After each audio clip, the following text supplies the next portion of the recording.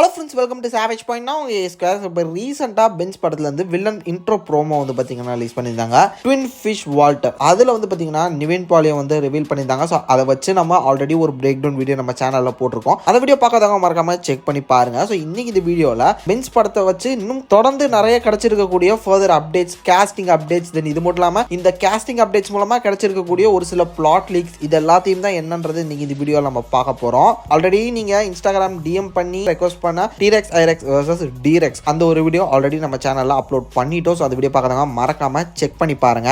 And இதே மாதிரி உங்களுக்கு இருக்கக்கூடிய டாபிக் சஜஷன் ஏதாவது இருந்துன்னு நினைச்சீங்கன்னா கமெண்ட் செக்ஷன்ல மென்ஷன் பண்ணுங்க, இல்லை எங்களுக்கு பர்சனலா வந்து டிஎம் பண்ணுங்க. சரி, வாங்க நம்ம வீடியோக்குள்ள போகலாம்.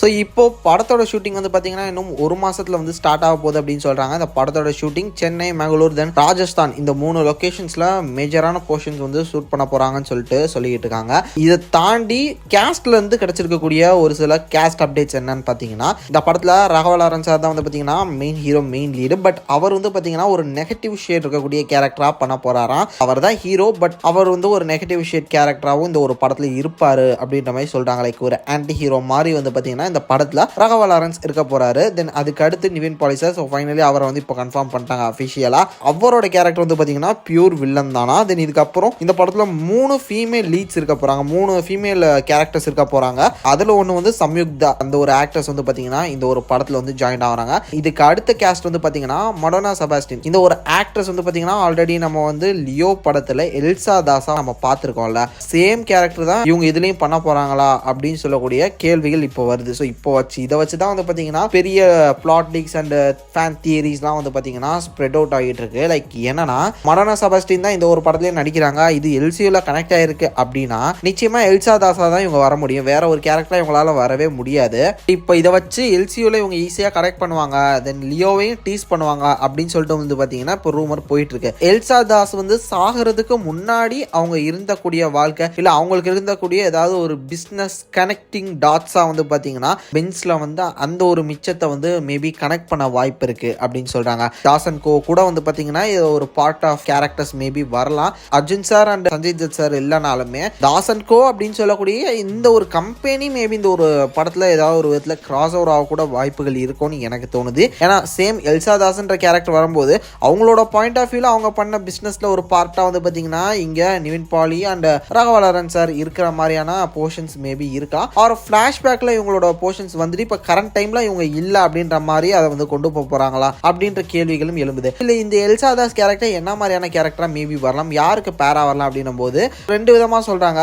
ஒன்னு, நிவின் பாலிக்கு வந்து பேரா இல்லாம லைக் நிவின் பாலிக்கு இவங்களை ரொம்ப பிடிக்கும், பட் இவங்களுக்கு இவரை பிடிக்காது, அந்த மாதிரியான ஒரு கேரக்டரா இன்ட்ரோடியூஸ் பண்ணி மேபி அது மூலமா ஏதாவது கதையை நகர்த்தலாம். இல்லைன்னா Elsa Das and Raghava Lawrence இவங்க 2 பேரும் வந்து ப்ரீவியஸா அந்த ஒரு 1990s அவங்க இறக்குறதுக்கு முன்னாடி இவங்க வந்து லவ் பண்ணிட்டு இருந்திருக்காங்க. தென் அதுக்கப்புறம் எல்சா தாஸ் இறந்ததுக்கு அப்புறம் ராகவா லாரன்ஸ் அதாவது பென்ஸ் கேரக்டர் வந்து பார்த்தீங்கன்னா டோட்டலி ஒரு ரூட்டடான ஒரு கேரக்டரா, இது மாதிரி ஸ்மக்லிங் பண்ணக்கூடியவங்க இவங்க எல்லாருமே வந்து ப்ரூட்டலா கொன்னு பழி வாங்கணும் அப்படின்ற மாதிரி, லைக் விக்ரம்ல எப்படி தன்னோட மகனை இழந்ததுக்கு அப்புறம் தனி ஸ்குவாடை இணைச்சு இந்த மாதிரி பண்ணிட்டு இருக்கக்கூடிய எல்லாரையும் தேடி கொள்வாரு. அது மாதிரி மேபி பென்ஸுமே அந்த மாதிரியான ஒரு கேரக்டர், அந்த மாதிரியான ஒரு ஸ்டோரி ஆர்க் அவருக்கு இருக்குமா. லைக் அமரை கூட நம்ம பார்த்துருப்போம்ல, அவரோட கேர்ள் ஃப்ரெண்ட் வந்து இந்த மாதிரி கழுத்தறுத்து போட்டு கொண்டுட்டாங்க, இந்த மாதிரி ஸ்மக்லிங் பண்ணக்கூடியவங்க, அந்த மாதிரி ஏதோ ஒரு விஷயத்துல வந்து பார்த்தீங்கன்னா அவர் வந்து டிஸ்டர்ப் ஆகி தான் இப்போ விக்ரம் சாரோட சேர்ந்து அந்த ஒரு பிளாக் ஸ்குவாட்ல இவரும் ஒருத்தரா சேர்ந்து இப்போ கொலை பண்ண ரெடியாகி கிளம்பி இருப்பார்ல, அது மாதிரியான ஒரு கேரக்டரா மேபி ராகவா லாரன்ஸ் இருக்கலாம் அப்படின்னு சொல்லிட்டு வந்து பார்த்தீங்கன்னா ரூமர்ஸ் போய்கிட்டு இருக்கு.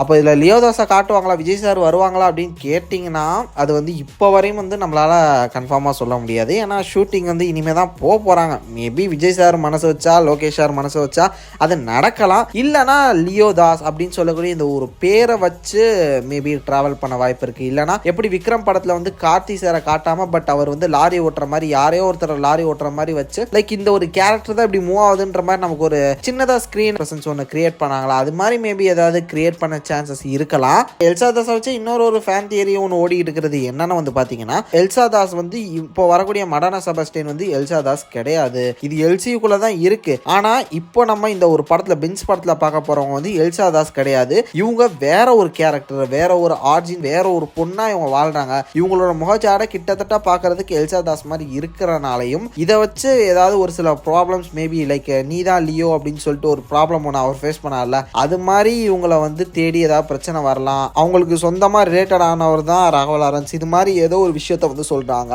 இது மூலமா மேபி விஜய் சாரை கூட கனெக்ட் பண்ண வாய்ப்பு இருக்கு. இறந்து போனதா நினைச்ச தங்கச்சி ஏதோ ஒரு விதத்துல இருக்கா அப்படின்னு சொல்லிட்டு லியோதாஸ் கூட தேடி வரலாம். சென்டிமெண்ட் அந்த மாதிரியான விஷயத்து மூலமா, இல்ல எல்சா தாஸ் சாகாம எப்படி லியோவே சாகாம ரிட்டர்ன் வந்தாரோ அது மாதிரி எல்சா தாஸும் ரிட்டர்ன் வந்துட்டாங்களா இப்படின்ற பல கேள்விகள், பல கான்ஸ்பிரசி தியரிஸ் வந்து பாத்தீங்கன்னா ஓடிக்கிட்டு இருக்கு. பிகாஸ் லியோவே வந்து பாத்தீங்கன்னா டமால் 2-3 தடவை சுட்டதுக்கு அப்புறம் உயிர் பொழைச்சிருக்காருன்னா எல்சாவும் மேபி உயிர் பொழைச்சிருக்கலாம். இல்ல ஒருவேளை எல்சா செத்துட்டாங்க அப்படின்னா மேபி எல்சாவோட உருவத்தினால இப்போ வாழக்கூடிய வேற ஏதாவது ஒரு பர்சனா இவங்களை காட்டலாம். அந்த மாதிரியான நிறைய ஃபேன் தியரிஸ் வந்து பாத்தீங்கன்னா அதை போய்கிட்டு இருக்கு. அடுத்து வரக்கூடிய ஃபர்தர் அப்டேட்ஸை வச்சு தான் வந்து பாத்தீங்கன்னா இது இன்னும் கன்ஃபார்ம் செய்யப்படும், பொறுத்து இருந்தா நம்ம பார்க்கணும். ஸோ நீங்க என்ன நினைக்கிறீங்க, உங்களோட தாட்ஸ் அண்ட் வியூஸ் என்ன, இந்த ஒரு படம் எதை நோக்கி போகுது அப்படின்னு சொல்லிட்டு என்ன நினைக்கிறீங்க அப்படின்றத மறக்காம கீழே கமெண்ட் செக்ஷன்ல மென்ஷன் பண்ணுங்க.